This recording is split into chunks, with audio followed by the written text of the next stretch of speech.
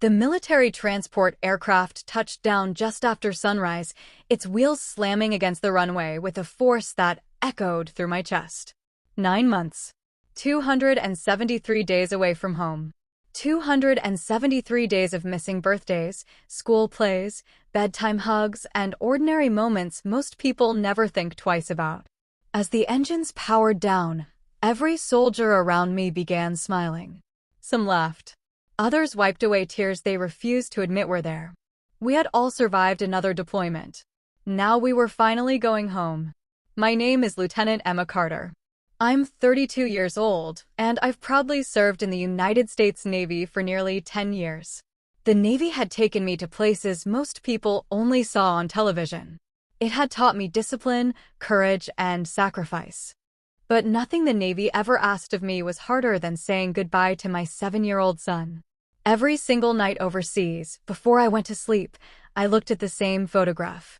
It was Ethan sitting on his father's shoulders at the county fair, holding a giant stuffed bear almost bigger than he was. His smile reminded me why every sacrifice mattered. That picture stayed inside my uniform pocket for the entire deployment. As soon as the aircraft door opened, cold autumn air rushed inside. One by one, we stepped onto American soil. Families stood behind security barriers holding signs, balloons, flowers, and handmade posters. Children bounced excitedly. Parents cried. Military spouses searched every face. Homecomings were always emotional. No matter how many times you experienced one, they never became ordinary. I scanned the crowd. Then I saw them. Daniel. Standing exactly where he promised he would. Beside him stood Ethan, wearing the little blue jacket I'd bought him before deployment. He looked taller. Older. My heart squeezed. Before Daniel even noticed me, Ethan did. His entire face lit up. Mom. He slipped his tiny hand out of Daniel's grip and sprinted toward me as fast as his little legs could carry him. I dropped my duffel bag. Then I knelt. A second later, he crashed into my arms with so much force we nearly fell backward. I laughed through tears as I wrapped both arms around him. Oh, buddy. I missed you so much. I missed you too, Mommy. His voice cracked. Mine did too. For nearly a minute, neither of us let go. The entire world disappeared. No crowds. No airplanes. No uniforms. Just a mother finally holding her little boy again. Then he tightened his grip around my neck. He leaned closer until his lips were almost touching my ear. His tiny voice became nothing more than a frightened whisper. Mom. Dad told me never to tell you the truth. Everything inside me froze. My heartbeat stopped. Slowly. Very slowly. I pulled back enough to look into Ethan's eyes. They weren't excited anymore. They were scared. Terrified. What truth? I whispered. His lower lip trembled. I can't. Why not? He looked over my shoulder. Straight at Daniel. Dad said if I tell you, you'll leave us forever. I turned. Daniel was already walking toward us with a smile across his face. To everyone watching, he looked like the perfect military husband. Proud, supportive, loving. He wrapped me in a hug. Welcome home. His voice sounded warm, familiar, but something felt different. His embrace lasted only a second. Too quick, too careful, like someone afraid of getting too close. He kissed my forehead. I've missed you. I missed you too, I answered automatically. But my eyes never left Ethan. My son refused to look at me. He kept staring at the ground. Daniel picked up my duffel bag. Come on. I made your favorite dinner. We've got a lot to celebrate. The drive home felt strangely quiet. Normally Daniel talked nonstop whenever we spent time apart. He'd tell stories, ask questions, laugh about small things. Today, nothing. He kept both hands on the steering wheel. His eyes rarely left the road. Whenever I tried asking Ethan about school, Daniel answered for him. He got straight A's. He joined soccer. He loves his teacher. Every answer came from Daniel, not Ethan. Finally, I smiled into the back seat. So, who's your best friend now? Ethan opened his mouth. Before he could answer, Daniel interrupted. Probably Noah. They're together all the time. I frowned. I was asking Ethan. Daniel laughed. I know. I was helping. Helping. It didn't feel like helping. It felt like controlling the conversation. When we pulled into our driveway, I noticed something else. The flower beds were dead. Daniel always kept them beautiful because he knew I loved gardening. Now weeds covered the front yard. The porch light was broken. Even the welcome sign my mother had painted years ago was gone. Inside, the house looked clean. Almost too clean. Like someone had cleaned in a hurry. Family photos had disappeared from one wall. What happened to our pictures? I asked. Daniel didn't even hesitate. One of the frames broke. I took them down. Been meaning to replace them. Something about that answer didn't sit right. After dinner, Ethan disappeared upstairs unusually early. Daniel walked into the kitchen to answer a phone call. His voice dropped low enough that he thought I couldn't hear. I'll call you later. No. She doesn't know. My heart skipped. A second later, he noticed me standing there. He ended the call immediately. Work. He smiled. Just work. I smiled back. But inside, every instinct the Navy had trained into me was screaming. Something was wrong. Very wrong. That night, I tucked Ethan into bed. As I kissed his forehead, he grabbed my hand. Mom. His eyes filled with tears. I wanted to tell you. I really did. I brushed his hair away from his face. You can tell me anything. He looked toward his bedroom door, making sure it was closed. Then he whispered, "There's a lady." Before he could finish, heavy footsteps echoed down the hallway. Daniel stopped outside Ethan's bedroom. The doorknob slowly began to turn. Daniel pushed the bedroom door open just enough to smile inside. There you two are. His eyes moved from Ethan to me for only a second, but that second was enough.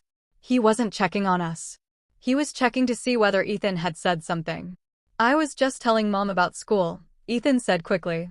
Daniel's shoulders relaxed. Good. He smiled again, but this time it looked forced. Lights out, buddy.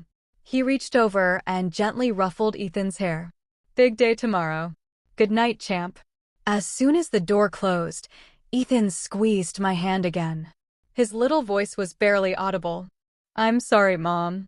Before I could answer, Daniel called from downstairs. Emma, I need your help with something. I gave Ethan one last hug. We'll talk tomorrow. He nodded, but the fear in his eyes stayed with me long after I left the room.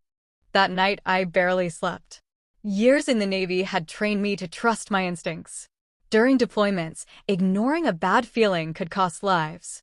Now those same instincts were telling me something was deeply wrong inside my own home. Around 2 in the morning, I quietly climbed out of bed. Daniel was asleep beside me. Or at least pretending to be.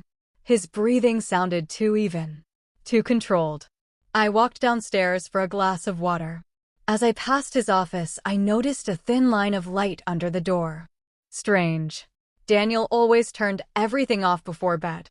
I gently pushed the door open. The room was empty, but his laptop sat open on the desk. The screen had gone dark. I moved the mouse. A password box appeared. Daniel had never locked his computer before. Never. I stared at the screen for a moment before closing it. I wasn't ready to invade his privacy. Not yet. But another thing caught my attention. A framed picture sat face down beside the keyboard. I picked it up. It was a family photo. Me, Daniel, Ethan, taken just before my deployment. The glass wasn't broken. Nothing was wrong with it. So why had he hidden it? I placed it exactly where I found it and quietly returned upstairs. The next morning I woke before sunrise. Old habits never disappear. While making coffee, I heard Daniel talking outside on the back porch. His voice was low. I told you not to call here. No. She doesn't suspect anything. I'll figure something out. My stomach tightened. He ended the call before coming back inside. When he saw me holding 2 coffee mugs, he smiled. Morning. Morning. Who was on the phone? He didn't even blink. My boss. The office is having internet issues. I nodded. Lucky your boss calls before 6 in the morning. For the first time, his smile disappeared. Only for a second. Then it returned. Corporate never sleeps. After breakfast, Daniel left for work. The moment his truck disappeared around the corner, I looked at Ethan. He looked back at me nervously. "It's just us now," I said softly. "You don't have to be scared." He looked toward the front window. "Dad said." I know what Dad said. I knelt until we were eye level. "But I'm your mom. You can tell me anything." Tears filled his eyes. "I don't want you to leave." "I'm not leaving. I promise." He threw his arms around my neck. "I heard Dad talking to a lady." "What lady?" "I don't know. They talk almost every day." "When?" "When you were gone." My heartbeat quickened. "What did they talk about?" "I don't know. But one day." Ethan hesitated. "I heard her say she couldn't wait until she lived here." The words hit me like ice water. "Lived here?" "In this house." He nodded. "And Dad said." He stopped again. "What did Dad say?" "He said, once Emma signs the papers, everything will be ours." The room suddenly felt smaller. "What papers?" "I don't know. He told me not to tell you." Before I could ask another question, the doorbell rang. I walked carefully toward the front door. Standing outside was an elderly woman holding a homemade pie. She smiled warmly. "You must be Emma. Welcome home. I'm Linda, your next-door neighbor." I smiled politely. "It's nice to finally meet you." She looked surprised. "Oh, I thought Daniel told you about me." "Told me what?" Linda hesitated. Then her smile faded. I'm sorry. Maybe I shouldn't say anything." A cold feeling settled over me. "No, please." "What is it?" Linda looked over her shoulder as if making sure no one else could hear. Then she lowered her voice. "Emma, I've seen another woman coming to this house." Everything inside me went still. Not once. Not twice. For months. My fingers tightened around the edge of the door. Linda continued quietly. "I assumed she was family. Until one afternoon. I saw Ethan crying on the porch while that woman walked out of your front door holding Daniel's hand." My heart pounded so hard I could barely hear anything else. Linda reached into her purse. "I wasn't sure whether I should give you this." She handed me a folded photograph. I took it because something didn't feel right. With trembling hands, I unfolded it. The moment I saw the picture, the air left my lungs. The woman standing beside Daniel wasn't a stranger. I knew exactly who she was. And her betrayal hurt almost as much as Daniel's. For several seconds, I couldn't breathe. The photograph shook in my hands. Daniel stood beside a smiling woman on our front porch. His arm was wrapped comfortably around her waist. They weren't standing like coworkers. They weren't standing like friends. They looked like a couple. The woman was wearing one of my oversized hoodies, the navy blue one I always wore while gardening. I stared at the picture again. Then again. No, this couldn't be happening. Because I recognized her. Her name was Rachel Morgan. Rachel had been my best friend for almost 12 years. We met during my first year in the Navy when our husbands were stationed at the same base. She had celebrated birthdays with our family, spent Thanksgiving at our house twice, and even stood beside me as one of my bridesmaids. When I deployed, she promised to check on Daniel and Ethan whenever they needed anything. I had trusted her completely. And now, she was standing on my porch wearing my clothes. Linda gently touched my arm. "I'm sorry, Emma. I thought you deserved to know." I forced myself to smile. "Thank you." She nodded sadly before walking back to her house. I closed the front door slowly. My legs suddenly felt weak. I leaned against the wall, staring at the photograph. Every memory with Rachel replayed in my mind. The phone calls. The birthday gifts she mailed overseas. The messages telling me not to worry because she was looking after my boys. Looking after them. The words suddenly had a completely different meaning. Behind me, Ethan quietly spoke. "That's her." I turned around. "You know her?" He nodded. "She comes here a lot." "Did she stay here?" He looked down at the floor. "Sometimes." "Did she sleep here?" His silence answered before his mouth did. Finally he whispered, "Yes." A sharp pain shot through my chest. I wasn't angry. Not yet. I was devastated. I had survived storms at sea, enemy attacks, months away from home. But nothing had prepared me for betrayal inside my own family. I knelt beside Ethan. "Buddy, I need you to answer one question. You won't get in trouble. He looked terrified. Did Dad tell you to keep Rachel a secret? A tear rolled down his cheek. He said, if I told you, our family would fall apart. I wrapped him in my arms immediately. No, this is not your fault. You hear me? He buried his face against my shoulder. I didn't want you to be sad. I know, sweetheart. At that moment, my phone buzzed. Rachel. Seeing her name appear on my screen made my stomach twist. I stared at it for several seconds before answering. Emma. Her cheerful voice sounded exactly the same as always. You're finally home. I've been dying to see you. I remained silent. She kept talking. We should have lunch today. I missed you so much. I closed my eyes. How could someone lie so naturally?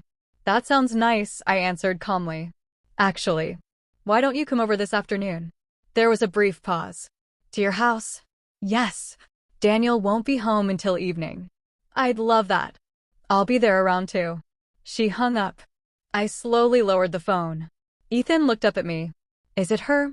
Yes. What are you going to do?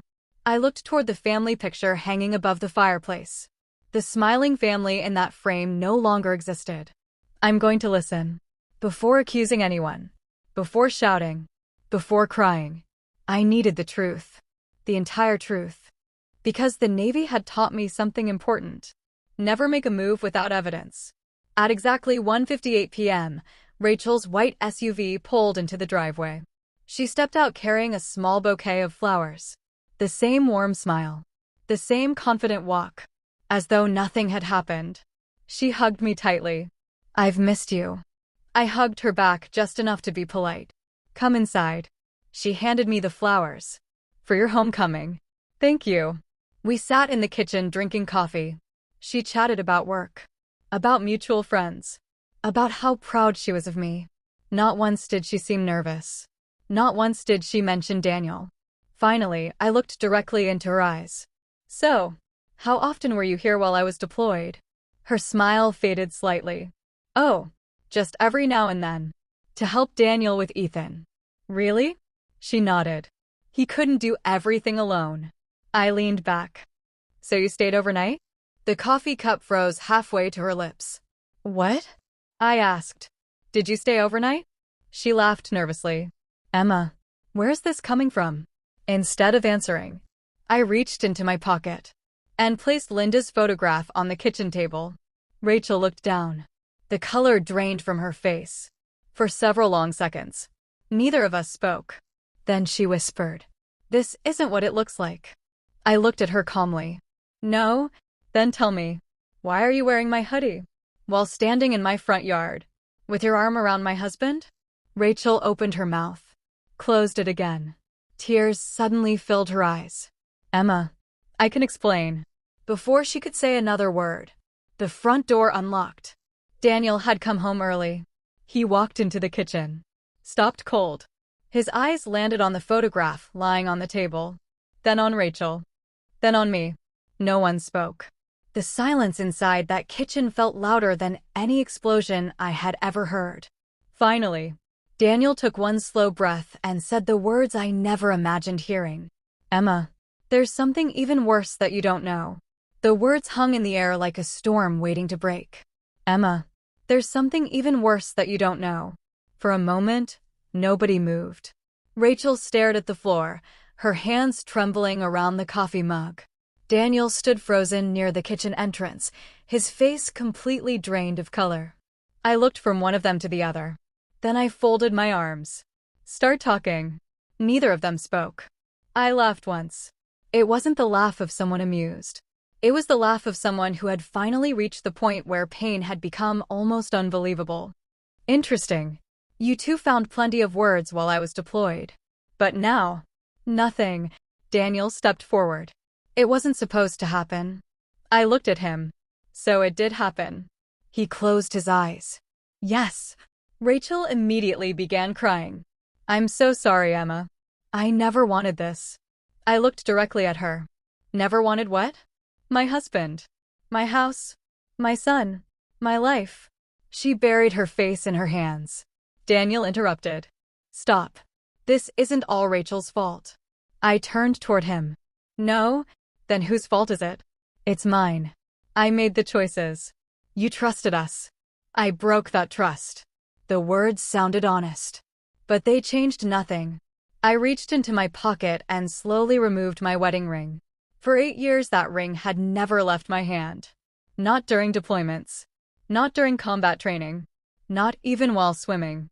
I placed it on the kitchen table. Neither of them looked at it. Neither of them could. I have one question, I said quietly. When? Daniel swallowed hard. About 6 months ago. My stomach twisted. Half my deployment. Half the time I'd been risking my life overseas. My husband had been living another life here at home. Were you planning to tell me? Silence. That silence answered everything. Rachel wiped her tears. It wasn't supposed to become serious. I almost smiled. That's the excuse? It just happened? She nodded weakly.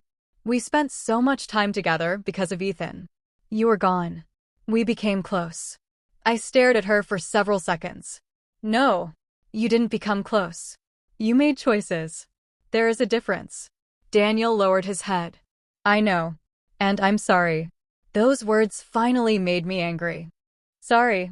My son cried himself to sleep because you forced him to lie. My dying mother begged for me while you were having dinner with another woman. You stood at the airport this morning pretending everything was normal. And now you're sorry? For the first time. Daniel had no answer. The room fell silent again. Then Ethan appeared at the top of the stairs. He looked frightened. Mom? Every adult immediately turned toward him. He slowly walked downstairs. His little eyes moved between me, Daniel, and Rachel. Are you fighting because of me? My heart broke. I crossed the room in 2 quick steps and knelt in front of him. No, this has nothing to do with you. He started crying. I told Dad I didn't want to lie anymore. Daniel's face crumbled. You told him that? Ethan nodded. I don't like secrets. I miss how things used to be. Daniel covered his face with both hands. For the first time since I'd known him, I saw him completely break down. He wasn't crying because he got caught. He was crying because he finally realized who had suffered the most. Not me. Not Rachel. Ethan. Our little boy. Rachel quietly stood up. I should leave. Nobody stopped her. She picked up her purse and walked toward the front door. Just before opening it, she turned around. I'm leaving town. I've already accepted a job in another state. I looked at her without emotion. That's your decision. She nodded. I'm truly sorry. Then she walked out of my house forever. The front door closed. Only Daniel, Ethan, and I remained. Daniel slowly sat in one of the kitchen chairs. There really is something else you don't know. His voice shook. I found out 3 weeks ago. I looked at him. What? He stared at the floor. I've been fired. That surprised me. What happened? My company found out I'd been falsifying expense reports. I blinked. What? I was trying to cover credit card debt. Rachel knew. We were both trying to fix the finances before you came home. Every sentence made the situation worse. How much debt? Daniel whispered a number.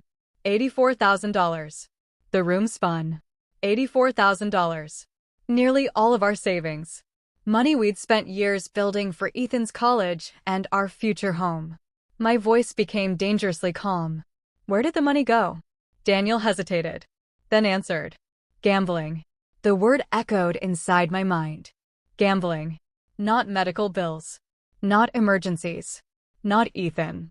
Gambling. I suddenly understood why family photos had disappeared. Why the house looked different. Why the savings account felt smaller when I'd checked it earlier that afternoon. He had been selling things. Replacing them before I returned. Trying to hide everything. I looked around the kitchen that had once felt like home. I no longer recognized it. And then, someone knocked on the front door. 3 firm knocks. Daniel's eyes widened instantly. He stood up so quickly his chair nearly fell over. Don't answer it. I looked at him. Why? His face turned pale. Please. Just don't. The knocking came again. Louder this time. Then a man's voice called through the door. Mr. Carter. We're here regarding the foreclosure notice. I slowly turned back toward Daniel. Every secret I had uncovered today suddenly felt small compared to the one standing outside my front door. For a long moment, no one moved. The knocking echoed through the house. 3 slow, deliberate knocks. "Mr. Carter, this is County Property Services. We need to speak with you." Daniel looked like a man whose entire world had just collapsed. His hands shook so badly he could barely breathe. "Emma, please, don't answer it." I stared at him. "My name is on this house too. If strangers are knocking on my front door because of something you've done, I'm opening it." Without waiting for another word, I walked toward the entrance. Daniel grabbed my wrist. "Please." His voice cracked. "I can explain." I gently pulled my hand away. "You've had 9 months to explain." I opened the door. 2 men stood outside wearing county identification badges. One held a clipboard. The other carried a thick envelope. "Mrs. Carter?" "Yes. I'm sorry to disturb you. We've been trying to reach Mr. Daniel Carter for several weeks regarding the foreclosure process." The word hit me harder than I expected. Foreclosure. This property is currently 93 days behind on mortgage payments. I frowned. There has to be a mistake. I've never missed a payment. The older man looked down at his paperwork. "According to our records, there haven't been any payments since February. I had deployed in January." I slowly turned toward Daniel. "You stopped paying the mortgage." He couldn't even look at me. I was trying to catch up. The county officer handed me the envelope. "Unless the outstanding balance is paid within 14 days, legal proceedings will continue." "I'm sorry." He gave me a sympathetic nod before both men walked back to their truck. I closed the door quietly. The silence inside the house was overwhelming. Finally, I spoke. "How much?" Daniel answered so softly I almost didn't hear him. 23,000. I laughed. Not because anything was funny. Because my mind couldn't process how quickly my life had fallen apart. My mother died 4 months ago. I spent 9 months serving my country. I came home expecting to rebuild our family. And instead, I find out my husband had an affair. Lost $84,000 gambling. Got fired. And nearly lost our home. Daniel covered his face. "I'm ashamed." "You should be." He nodded. "I know." At that moment, Ethan slowly walked into the hallway. He looked from me to Daniel. "Are we losing our house?" Neither of us answered. His little shoulders dropped. I heard the man outside. "I don't want to move." I immediately knelt beside him. "Buddy, I'm going to do everything I can to make sure you're okay." He looked at Daniel. "Dad, did you do something bad?" Daniel burst into tears. Real tears. The kind that came from complete defeat. "Yes, I made terrible choices. I'm so sorry." Ethan didn't say anything. He simply walked over and hugged his father. Watching that broke something inside me. Children forgive so easily. Adults make forgiveness complicated. That evening, after Ethan had fallen asleep, Daniel placed a folder on the dining room table. "I think you should see everything." Inside were credit card statements, bank records, loan agreements, casino receipts. The dates stretched back almost a year. Long before Rachel. Long before the affair. This hadn't started with another woman. It had started with addiction. I quietly read every page. Daniel never interrupted. Finally, I closed the folder. "When did this begin?" He stared at the floor. "The first night after you deployed." "Why?" "I was lonely. I couldn't sleep. A coworker invited me to a casino. I won $5,000. His voice became hollow. "I thought I'd found an easy way to make money. But then I lost. So I kept chasing the losses." I nodded slowly. Every addiction story began almost the same way. One bad decision, followed by hundreds more. And Rachel? He closed his eyes. She found out. She tried helping. We started spending time together. Then, it crossed a line. I leaned back in my chair. "So you betrayed me. And destroyed our finances. At the same time." Yes. There was no excuse. No argument. Only truth. Around midnight, I couldn't sleep. I walked outside onto the back porch. Cold autumn air filled my lungs. This porch had once been my favorite place. My mother loved sitting here whenever she visited. She always said, a peaceful home doesn't have to be perfect. I suddenly heard footsteps behind me. Daniel walked outside. He stayed several feet away. I'll leave tomorrow. I didn't answer. I've already contacted my brother. I can stay with him. Still. I said nothing. I know you hate me. I finally looked at him. Hate? No. Hate takes energy. I'm just tired. He nodded. I understand. As he turned to go back inside, his phone buzzed. The screen lit up. A name flashed across it. Unknown number. Daniel frowned. I don't recognize it. He answered anyway. Hello. Within seconds, the color disappeared from his face. What? That's impossible. His hand started shaking. What do you mean she's missing? I slowly stood up. Daniel lowered the phone. His voice barely worked. Emma. It's Rachel. The police can't find her. And they think she may have taken something that belongs to us. Daniel's words echoed through the cold night air. They think she may have taken something that belongs to us. For a moment, I simply stared at him. Rachel was gone. Missing. After everything that had happened today, I wasn't sure I had the strength for another surprise. What did she take? I asked. Daniel swallowed hard. I don't know exactly. The detective only said it involves our financial records. My stomach tightened. Financial records? He nodded. They want me at the police station first thing tomorrow. I looked toward the dark backyard. Somewhere inside me, a terrible feeling was growing. Rachel hadn't disappeared because she was scared. She had disappeared because she was hiding something. The next morning, Daniel and I drove to the police station. The silence inside the truck was unbearable. Neither of us spoke. At exactly 9 o'clock, Detective Laura Mitchell walked into the interview room carrying a thick case file. She shook my hand first. You must be Lieutenant Carter. I'm sorry we had to meet under these circumstances. Then she looked at Daniel.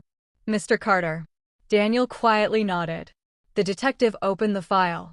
We located Rachel Morgan's apartment late last night. It had been emptied.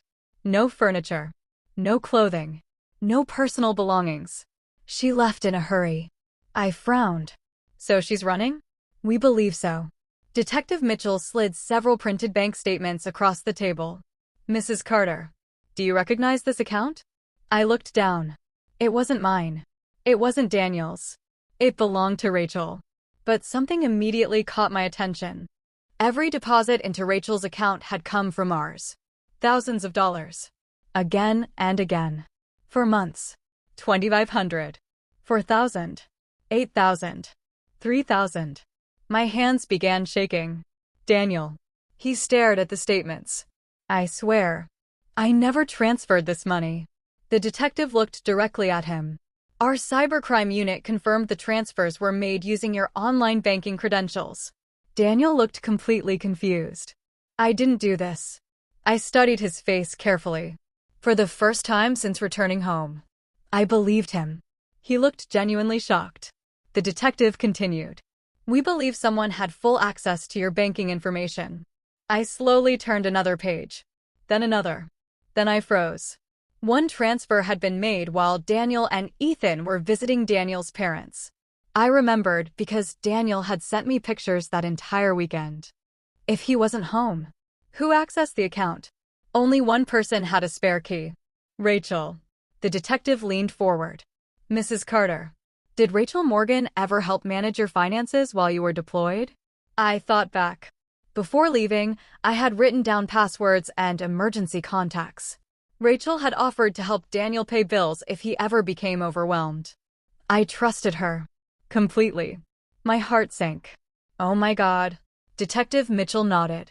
We believe Rachel gained access legally at first, then began stealing without either of you noticing.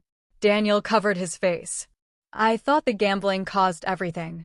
The detective remained calm. It caused part of it.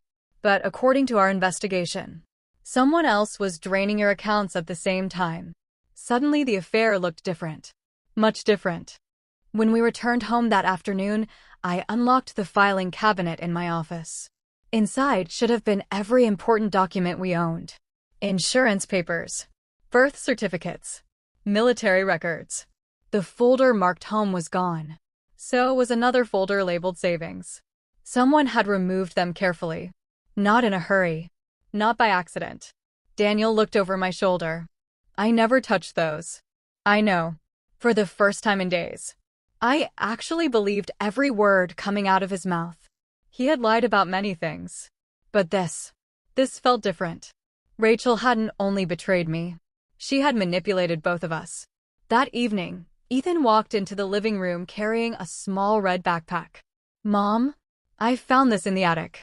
I think it's Rachel's. Daniel frowned. I've never seen that before. I unzipped the backpack. Inside were children's coloring books, a small stuffed rabbit, a phone charger, and a sealed white envelope. Across the front, in black marker, were 5 handwritten words. For Emma. If I'm gone. My pulse quickened.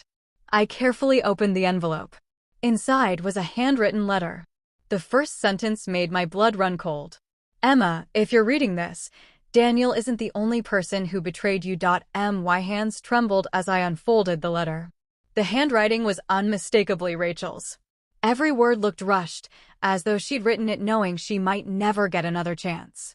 I took a slow breath and began reading. Emma, if you're reading this, it means I've disappeared, and the truth has finally started catching up with all of us. I know you'll never forgive me, and honestly, I don't expect you to. I betrayed your friendship, your trust, and your family. I have to live with that for the rest of my life. But Daniel isn't the only person who lied to you. I stopped reading. Daniel stood across the room, unable to look at me. I continued. 6 months ago, someone approached me. A man named Victor Hayes. The name made my heart skip. Hayes. My mother's last name. That couldn't be a coincidence. Rachel continued. Victor told me he was your biological father. He said he'd been looking for you for years. He promised me money if I helped him get close to your family. I looked up at Daniel. What? He looked just as confused as I was. I kept reading. At first, I believed him. He seemed sincere. He said he only wanted a second chance with his daughter. Then everything changed. Victor wasn't interested in rebuilding a relationship with you. He wanted something else. My heart pounded harder. The next sentence explained everything. He wanted your mother's property. The room fell silent. Daniel slowly sat down. Your mother's house. I nodded. My mother had left me her farmhouse and 5 acres of land just outside Nashville. It wasn't enormous. But the land had become extremely valuable after a new highway project was announced nearby. Only a handful of people knew that. Apparently, Victor was one of them. I continued reading. Victor convinced me that if Daniel got into enough financial trouble, you'd eventually be forced to sell everything, including your mother's land, to pay the debts. He promised all of us money once the property was sold. I felt physically sick. Rachel had helped destroy my family. For money. Then the letter changed. The handwriting became shakier. I never expected Daniel to fall into gambling. Once that happened, everything spiraled out of control. Victor became dangerous. He demanded more money. He threatened me whenever I tried to leave. Emma, I'm scared of him. A cold chill ran down my spine. Rachel wasn't just running. She was hiding. From Victor. The final page contained only one paragraph. If anything happens to me, don't trust Victor. And whatever you do, don't let him reach Ethan. My heart nearly stopped. Ethan. Why Ethan? Before I could think another thought, the front door burst open. Daniel jumped to his feet. A man in his early 60s walked inside as though he owned the house. Tall. Gray hair. Expensive suit. Confident smile. He looked directly at me. For several seconds. Neither of us spoke. Then he smiled warmly. So, after 25 years, I finally get to meet my daughter. I knew immediately who he was. Victor Hayes. The man who abandoned my mother before I was born. The man Rachel had warned me about. He slowly held out his hand. My name is Victor. I'm your father. I didn't move. Neither did Daniel. Victor looked around the room before smiling again. I know this is a surprise. But I'm here because family should finally be together. Every instinct I had screamed that he was lying. Then my phone buzzed. It was Detective Laura Mitchell. I answered immediately. Lieutenant Carter. Her voice was urgent. Get Ethan out of that house. Right now. Victor Hayes isn't just a con artist. He's wanted by the FBI. My eyes slowly lifted toward the man standing in my living room. Victor was still smiling. But now, that smile looked terrifying. The words from Detective Mitchell echoed through my mind. Get Ethan out of that house. Right now. Victor Hayes is wanted by the FBI. Every muscle in my body tightened. I looked at the man standing in my living room. He wasn't smiling anymore. He was watching me. Carefully. Like he was trying to figure out whether I'd already learned the truth. I forced myself to stay calm. Years in the Navy had taught me one lesson above all others. Never let fear make your decisions. Who is that? Victor asked casually. I slipped my phone into my pocket. Wrong number. His eyes stayed on me for another second before he smiled again. I was just telling Daniel that I'd like to get to know my grandson. My heart nearly stopped. Ethan. Before Victor could take another step, I walked toward the hallway. Ethan. A second later, my son appeared at the top of the stairs. Mom? Come here. He hurried downstairs. The moment he reached me, I placed my hand gently on his shoulder. Victor bent slightly and smiled. So, this must be Ethan. I'm your grandpa. Ethan looked confused. He glanced at me. I've never seen him before. Victor laughed softly. That's because your mommy and I have been apart for a very long time. Something about the way he looked at Ethan made my skin crawl. Detective Mitchell's warning repeated inside my head. Don't let him reach Ethan. I stepped between them. Ethan, sweetheart. Go upstairs and lock your bedroom door. He looked surprised. But Mom, now. For the first time all day, he heard the seriousness in my voice. He nodded and hurried upstairs. Victor's smile faded. That wasn't very polite. I've waited 25 years to meet my family. I crossed my arms. My family? You walked away before I was even born. You don't get to call us family now. His expression hardened for the first time. I made mistakes. We all do. Daniel finally spoke. I think you should leave. Victor slowly looked at him. I wasn't talking to you. The room became silent. Then Victor reached into the inside pocket of his expensive coat. Instinctively, I shifted my stance. Years of military training took over. My heart pounded. But instead of pulling out a weapon, he removed a thick manila envelope. He placed it on the coffee table. Those are the property deeds. I frowned. What property deeds? Your mother's land. I've already found a buyer. I stared at him. What are you talking about? He smiled. The land is worth over $3 million now. You didn't know? $3 million? I looked at Daniel. His eyes were as wide as mine. Victor continued. The new interstate expansion doubled the property's value. Sign the paperwork. And every financial problem disappears. He slid the envelope closer to me. I'll handle everything. Something suddenly clicked. Rachel's letter. The gambling. The affair. The missing documents. The pressure to sell.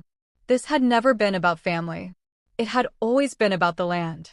I slowly pushed the envelope back across the table. I'm not selling. Victor's smile disappeared completely. You should think carefully. I already have. No. His voice became cold. You haven't. At that exact moment, 3 black SUVs stopped outside my house. Car doors slammed shut. Men wearing FBI jackets rushed across the front lawn. Federal agents. Nobody move. Victor's eyes widened.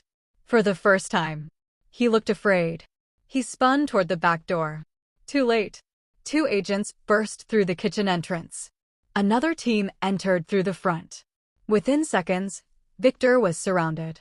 Victor Hayes, you're under arrest for wire fraud, identity theft, money laundering, and conspiracy.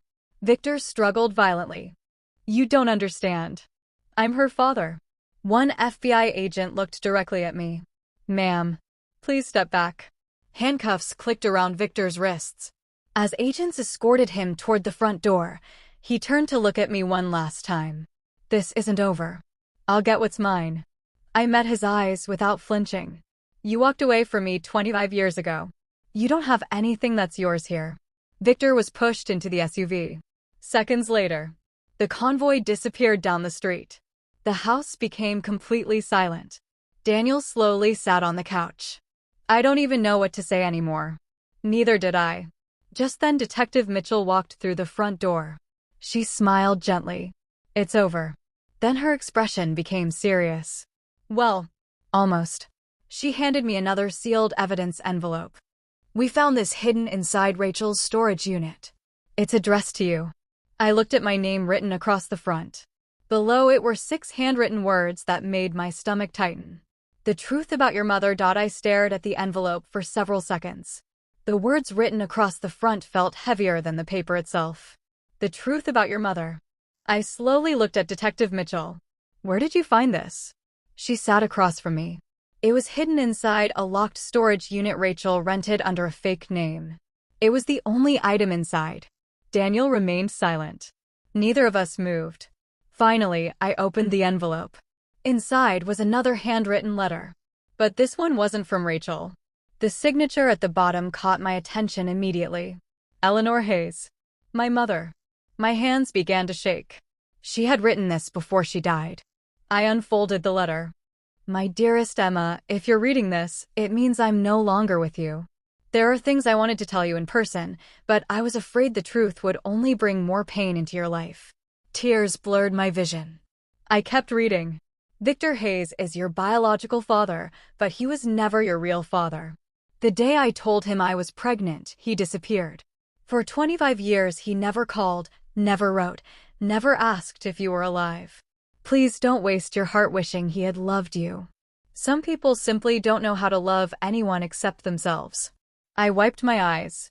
My mother had carried this pain alone for decades. The next paragraph surprised me even more. You once asked me why I never remarried. The truth is, I almost did. His name was Michael Brooks. A faint smile appeared on my face. I remembered him. He had been our next-door neighbor when I was 12. He always fixed broken fences and brought us homemade cookies at Christmas. After a few years, he moved away. I had never known why. The letter continued. Michael loved you as if you were his own daughter. He asked me to marry him 3 times. I said no because I was afraid you would think I was replacing your father. Looking back, I think I made the wrong choice. A tear rolled down my cheek. My mother had sacrificed her own happiness because she thought it would protect mine. The final page contained one last request. Emma, if life ever gives you the chance, find Michael. Tell him I never stopped loving him. Tell him I was simply too afraid. And promise me one thing. Don't let fear stop you from choosing the people who truly love you. Love, Mom. I slowly folded the letter. The room was completely silent. Even Detective Mitchell looked emotional. Daniel quietly stood. I'll leave now. I looked at him. He continued softly. I've caused enough pain. I've arranged to stay with my brother. I'll still see Ethan whenever you allow. I'll also enter a gambling recovery program tomorrow. I don't expect forgiveness, but I owe our son a better father. For the first time since coming home, I believed him. People couldn't erase what they'd done, but they could choose what they became next. I nodded once. For Ethan. He nodded. For Ethan. He picked up a small overnight bag. Before leaving, he walked upstairs. A few minutes later, he came back down. His eyes were red. I told him I love him. Then he quietly walked out of the house. The front door closed behind him. I stood alone in the living room. Not completely alone. Ethan slowly came downstairs wearing his pajamas. He wrapped his arms around my waist. Is Dad coming back? I kissed the top of his head. I don't know, but one thing will never change. What? I smiled through my tears. You and I are always going to be a team. He smiled for the first time in days. I like our team. I hugged him tightly. Outside, the sun was beginning to set. For the first time since returning home, I finally felt something other than anger. Hope. But deep inside, I couldn't stop thinking about the last words my mother had written. Find Michael Brooks. I had no idea where he was, or whether he was even alive. What I didn't know Was that just 2 days later? A knock on my front door would change Ethan's and my life forever. 2 days later. The knock came just after breakfast. Ethan was sitting at the kitchen table finishing his pancakes while I sorted through another stack of paperwork from the bank. Life felt strange. The house was quiet without Daniel. The divorce process had officially begun. The FBI investigation was still ongoing. Somehow, through all of it, Ethan kept reminding me why I couldn't give up. The knock came again. I opened the door. Standing on the porch was a man in his early 60s.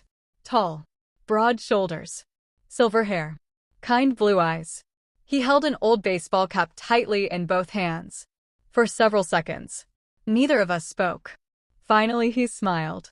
"You must be Emma." Something about his voice felt familiar. "I'm Michael Brooks." My heart skipped. My mother's letter. I stepped aside. "Please, come in." We sat in the living room. Michael looked around the house before smiling softly. "Your mother loved family photographs." I glanced toward the wall. "I put them back." He nodded. "She would have liked that." For almost an hour we talked. He told me stories I'd never heard before. How he met my mother at a small grocery store. How they spent years as neighbors. How he taught me to ride my bicycle when I was little because Mom was too nervous. I laughed. "I remember that. You ran beside me for half the street." He smiled. "You kept yelling that you didn't need help." I was lying. So was I. I never let go of the bike. For the first time in weeks. I laughed. A real laugh. Finally, I handed him my mother's letter. He read it quietly. When he reached the final page, tears rolled down his face. "I always wondered why she said no," he whispered. "I thought she stopped loving me." I shook my head. "She never did. She was afraid." He closed his eyes. "I wish we'd had one more chance." "So do I." We sat together in silence. Not an awkward silence. A peaceful one. The kind shared by two people who loved the same woman. Suddenly Ethan walked into the room. He looked curiously at Michael. "Mom, who's this?" I smiled. "This is Michael." He was Grandma Eleanor's best friend. Michael smiled warmly. "It's nice to meet you, Ethan." Ethan studied him carefully, then asked the question only a child would ask. "Do you like fishing?" Michael laughed. "I love fishing." Ethan's face lit up. "Me too." Within minutes, they were sitting on the floor looking through Ethan's tackle box. I watched quietly. There was no pretending. No lies. No secrets. Just kindness. Over the next several months, Michael became part of our lives. He never tried replacing anyone. He never forced anything. He simply showed up. School events. Baseball games. Weekend fishing trips. Whenever Ethan needed someone, Michael was there. One evening Ethan looked at me. "Mom, can Michael come to my school play?" I smiled. "If he wants to." Michael answered before I could. I wouldn't miss it. Daniel kept his promise too. He completed a gambling recovery program, found a new job, attended every counseling session the court recommended. Most importantly, he became present in Ethan's life again. Not as my husband, but as Ethan's father. Healing didn't mean forgetting. It meant learning to move forward without carrying anger every day. One afternoon, Daniel met me outside Ethan's soccer practice. "I wanted to thank you." I looked surprised. "For what?" "For not letting Ethan hate me." I answered honestly. "He deserves a father. And you earned a second chance with him." Daniel nodded. "I'll spend the rest of my life proving I deserve it."